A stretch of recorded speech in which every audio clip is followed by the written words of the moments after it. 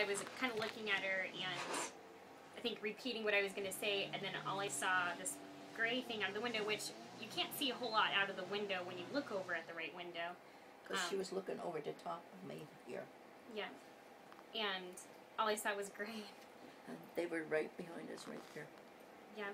And that was my first reaction, was just, oh, I didn't know what else to say. And Heidi, I mean, immediately looked and, I mean, it was pretty much the same reaction. And my Did you heart. see him come out the left side too, or just on the right side? All I saw was the right wing, and then we looked, and then I saw him come out the left side So in front directly of us. below you. Yeah, he was below us Right at the below point us. when we saw him. But you didn't see him when he passed over the other side? I did, because he came Was below on our us side. to... And you didn't see him pull up or push down or turn or nothing? No.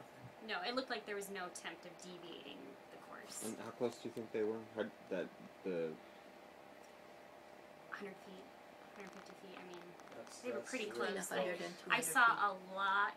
I mean, growing up in Kenai, I mean, and flying quite a bit around that. I mean, we're flying with the C-130s with in her era, boyfriend and a I lot, fly with too. my boyfriend quite a bit, and I mean, it is the closest I've ever been to an airplane in the air. I mean, let alone a big airplane. I They mean, call it was, that critical if it's within 100 feet, that's critical.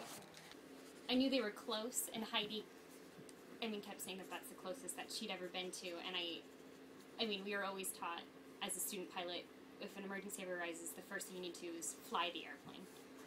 So I was just kind of focusing on the airplane. I didn't let the panic set in because I didn't want to It was too late to be panic. panicking. Yeah, and when we got back and we started discussing it, it was like, okay, now I understand the severity of the situation. And, you know, we're constantly, especially with these recent accidents of these collision deals, we're kind of on, you know, more awareness because we are in such a busy airspace that, you know, you expect to be looking out for the little guys, but you don't expect to, you know, our closest situation Be run over by a big guy. is a big guy.